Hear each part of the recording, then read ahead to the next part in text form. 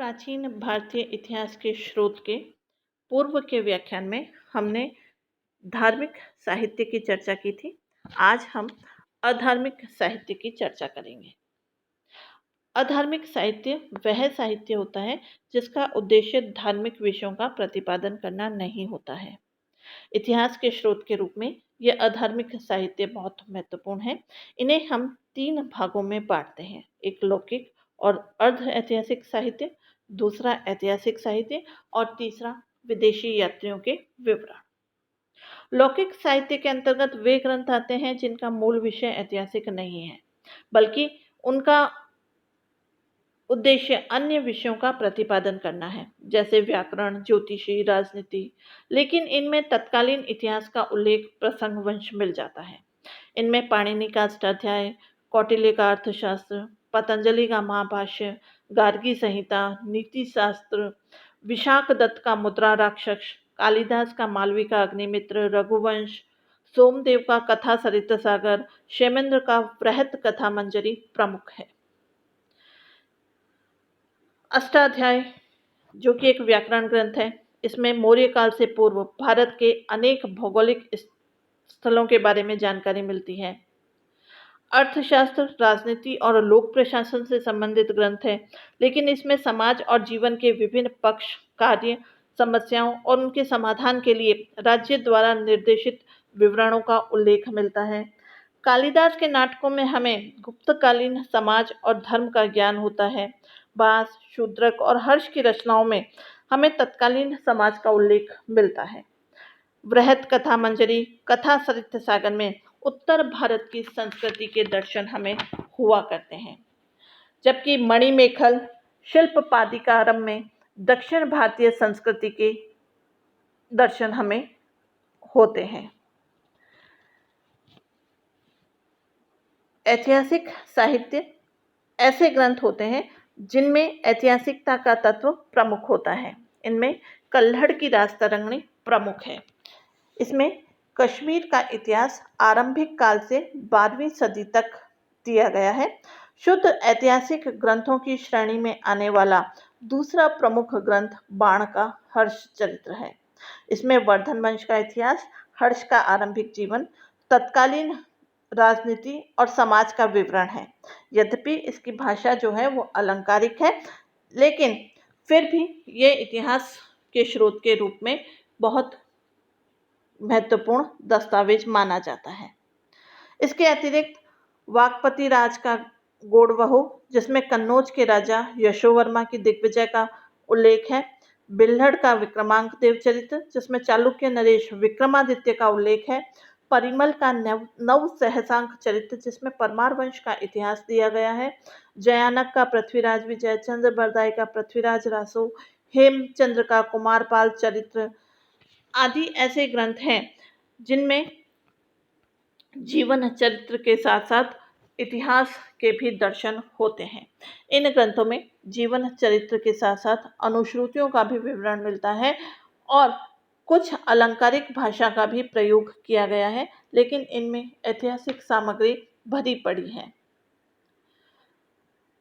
हमारे यहाँ समय समय पर अनेक विदेशी यात्री भारत आए। इन्होंने अपने संस्मरण लिखे। इनमें से कुछ उपलब्ध नहीं है, तो कुछ किंवदंतियों से प्रभावित होने के कारण प्रामाणिक नहीं माने जाते हैं। किंतु जिन विषयों पर भारतीय साक्ष्य मौन है, उन पर इनकी जानकारी इन संस्मरणों से होती है।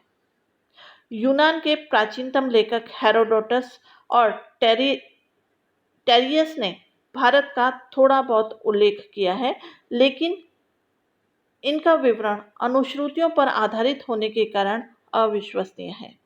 सिकंदर अपने साथ विद्वान भी लाया था और इन्होंने अपने प्रयाण मार्ग और युद्ध के अनुभवों को लिपिबद्ध किया था। यद्यपि इनके लेख नहीं मिलते हैं, यदि इनके लेख हमें नहीं मिलते तो हमें भारत पर सिकंदर के आक्रमण का ज्ञान नहीं होता, क्योंकि किसी भी भारतीय ग्रंथ में सिकंदर के आक्रमण का उल्लेख नहीं मिलता है। सिकंदर के बाद मेगास्थनीज चंद्रगुप्त मौर्य के दरबार में सेल्यूकस का राजदूत बनकर आया था। इसने इंडिका नामक ग्रंथ लिखा। यह अप्राप्य है, परवर्ती लेखकों के लेखों में इसके उद्धरण मिलते हैं। बिंदुसार के दरबार में रहा सीरियाई राजदूत डाइमेकस और अशोक के दरबार में रहा मिस्र का राजदूत डायोनिसस ने भारत संबंधी विवरण दिया है। इसके अलावा टालमी का भूगोल, प्लिनी का नेचुरल हिस्ट्री भारत के बारे में महत्वपूर्ण जानकारियां देते हैं। इनसे पहली और दूसरी सदी के भारतीय समाज के साथ साथ यहाँ के पेड़ पौधों, पशुओं आदि की जानकारी भी मिलती है। पेरिपल्स ऑफ एरेथियन सी से हमें प्राचीन भारत के समुद्री व्यापार की जानकारी प्राप्त होती है। प्राचीन काल में बौद्ध धर्म स्थलों का दर्शन करने और बौद्ध धर्म और दर्शन का अध्ययन करने के लिए अनेक चीनी यात्री भारत आए थे। इनमें फाहियान, हेनसांग और इत्सिंग के विवरण महत्वपूर्ण हैं। फाहियान चंद्रगुप्त द्वितीय के समय भारत आया था। उसके वृत्तांतों से भारत के समाज और संस्कृति के बारे में जानकारी प्राप्त होती है। हेनसांग हर्ष के समय भारत आया। उसने अपने अनुभवों को लिपिबद्ध किया जो भारतीय इतिहास के लिए महत्वपूर्ण है।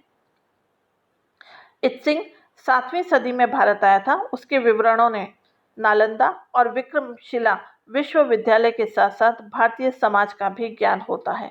इसके अलावा तिब्बत के लांबा तारानाथ जो 12वीं सदी में भारत आए थे कि दोनों ग्रंथ कयंगुर और तयंगुर भी तत्कालीन भारत की जानकारी प्रदान करते हैं।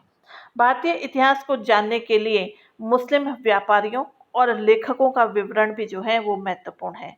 इनमें अल-बेरूनी का नाम उल्लेखनीय है। यह महमूद गजनी के साथ भारत आया था और यहाँ रहकर भारत के बारे में अध्ययन किया था। यद्यपि उसे तत्कालीन विद्या केंद्रों वाराणसी और कश्मीर जाने का अवसर नहीं मिला था, फिर भी उसका विवरण बहुत उपयोगी है। उसका विवरण इसलिए भी महत्वपूर्ण है कि वह यहाँ के लोगों के प्रति द्वेष नहीं रखता था और संस्कृत का भी ज्ञाता था। उसकी पुस्तक तहकीके हिंद में समकालीन समाज, धर्म, रीति रिवाज, राजनीति, ज्योतिषी, भूगोल, रसायन शास्त्र और दर्शन आदि का विवरण मिलता है।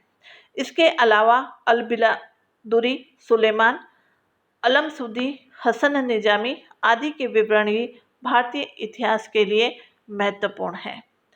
सुलेमान ने 9वीं शताब्दी में सिलसिलातुल तवारीख लिखी जिसमें उसने प्रतिहारों का उल्लेख किया है और ये बताया है कि मुल्तान में प्रतिहारों का आतंक था। अल-बिलादुरी ने अरबों के सिंध पर आक्रमण करने का उल्लेख किया है। इस प्रकार पुरातात्विक साक्ष्य, भारतीय साहित्य और विदेशियों के वृत्तांतों से भारतीय इतिहास का पुनर्निर्माण किया जा सकता है।